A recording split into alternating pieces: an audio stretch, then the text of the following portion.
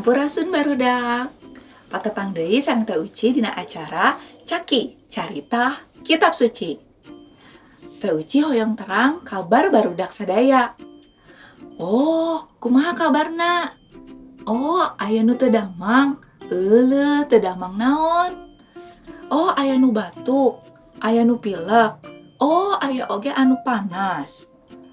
Oh, nah, ku Teh Uci didoakeun supados sadayana tiasa damang deui. Dina kitab suci aya oge carita ngeunaan Gusti nyageurkeun anu teu damang. Barudak hoyong terang caritana kumaha? Kieu caritana. Dina hiji poe, Yairus pamimpin tempat ibadah di hiji kota nepangan Yesus. Saurna, pun anak nu awewe nuju udur, parna pisan. Palang siang pun anak teh lapur, tulungan abdi Gusti.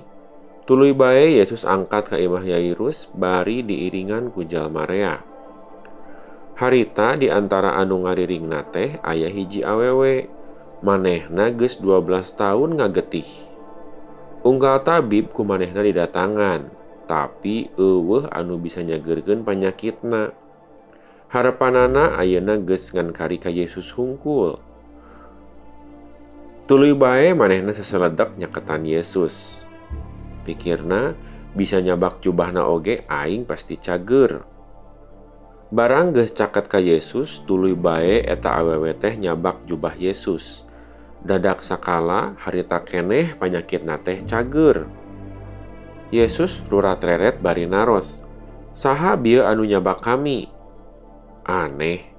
Naha anjeunna bet naros kitu? Kapan loba pisan jelema caket Yesus teh? Nya pasti kana arantel sareng anjeunna teh. Tapi Yesus mah uninga, aya jelema anu ngahaja nyabak anjeunna. Nguping Yesus naros kitu, geuwat eta awewe teh nyampeurkeun bari ngoyompod. Tuluy bae manehna teh sasadu bari nyaritakeun naon anu jadi alatanana. Saur Yesus ka eta awewe, "Anjeun cager lantaran boga iman. Jig, ayeuna mah geura balik, sing salamet." Teu lila aya nu daratang ngabejaan Yairus. "Geus, teu kedah sina ka ditu. Lapur, budakna oge geus maot," ceuk maranehna. Ku Yesus kadangueun, teras anjeunna nyarios ka Yairus. "Tenang bae, lamun anjeun percaya, eta budak bakal salamet." Barang eta rombongan daratang ka imah Yairus, kasampak nu araya di dinya keur careurik.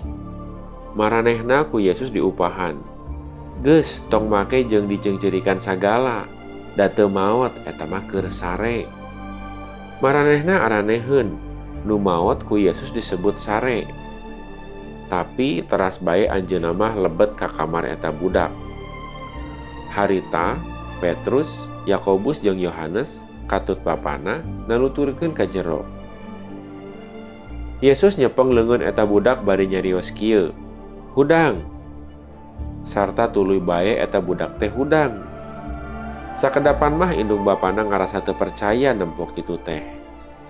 Tapi bari jeung atoh lantaran budakna ayeuna hirup jeung cager deui. Tah kitu caritana ngeunaan Gusti Yesus anu nyageurkeun salah sahiji ibu anu sakit pendarahan 12 tahun lamana. Sareng anu ngahudangkeun anak Bapa Yairus anu tos ngantunkeun kusabab anjeunna udur.